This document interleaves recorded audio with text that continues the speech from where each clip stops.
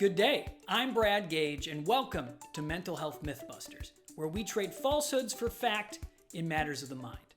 And mind matters matter a lot when you have nothing to mind but your mind. I don't know if that was super clever or if it's clear I'm trying desperately to think of a quote that would put me on one of those online lists with genius historical figures like Gandhi and Beyonce. Well, speaking of history, that's the topic of today's episode, the history of mental health. And looking at some of the assumptions humans have made in the past, I can at least say that I feel like a genius for knowing better than them now. And that's where we'll start, 7,000 years ago, when people first invented writing and agriculture. So if you wanted to tell your DoorDash driver that you want extra guac on your burrito, you'd have to hand deliver the message on papyrus. And probably just grow and harvest your own avocados because there is no DoorDash. You get the picture. Historical myth number 1. Mental illness is caused by evil spirits trapped in the skull. Fact. For reference, this was when humans first started settling down to farm and domesticate animals. Archaeologists have uncovered skulls from across Old World Europe, Asia, and South America with holes made by shamans performing rudimentary surgery to release the spirits. The oldest skull discovered is from the Neolithic age, 7,000 years ago.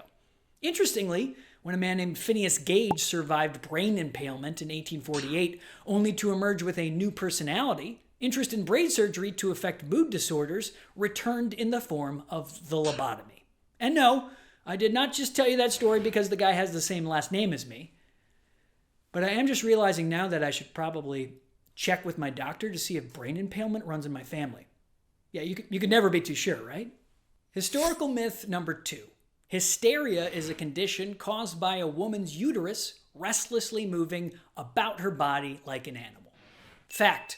History has believed a lot of strange things about women, but perhaps the longest running belief was that women had a madness uniquely their own called hysteria, and that it was caused by a woman's uterus roaming around the inside of her body.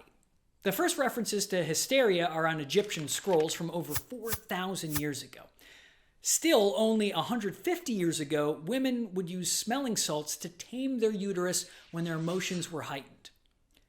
We now have a much better vocabulary for mental health and know with certainty that people without a uterus are not exempt from, well, hysteria. Just to be clear, hysteria is just a label created to keep women from being generally trusted, subjugating them, and then keeping them out of positions of power in society. You know that old trick. It's hysterical. Historical myth number 3. Homosexuality is a mental illness. Fact. If you can believe it, homosexuality was only removed from the DSM, the official Big Book of Mental Illness Diagnoses, in 1973. And it wasn't even because everyone agreed that being gay was normal and okay, which it is. They removed it because the scientific body of the American Psychiatric Association determined that a mental disorder was something that regularly caused distress and impairment in social functioning, which isn't true of homosexuality. Yeah. The mental health community has gotten better on this issue since 1973, but it's hard to believe that it took that long to recognize that homosexuality isn't going to totally mess up somebody's life. But hey, we've all seen things happen in the past decade that seem to take a surprisingly long time. Clearly, as a species, we're getting there. Slowly. Which brings me all the way to the present moment.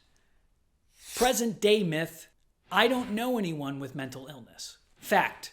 According to the 2019 National Survey on Drug Use and Health from SAMHSA, 1 in 5 U.S. adults experienced a mental illness in the past year. Among younger people, the 2016 National Survey of Children's Health found that 1 in 6 youth aged 6 to 17 had a mental health condition. If history can teach us one thing today, it's that mental health issues are normal. There's nothing wrong with you needing help dealing with mental illness.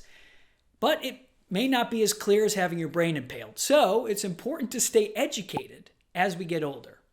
Because age is an issue of mind over matter. If you don't mind, it doesn't matter. Okay, that one was Mark Twain, and it's better, okay? It makes more sense than mine. What's your favorite mental health historical fact? Share it with us in the comments section. Thank you for time traveling with me. I'm Brad Gage from Mental Health Mythbusters, debunking the junk you've heard about mental illness.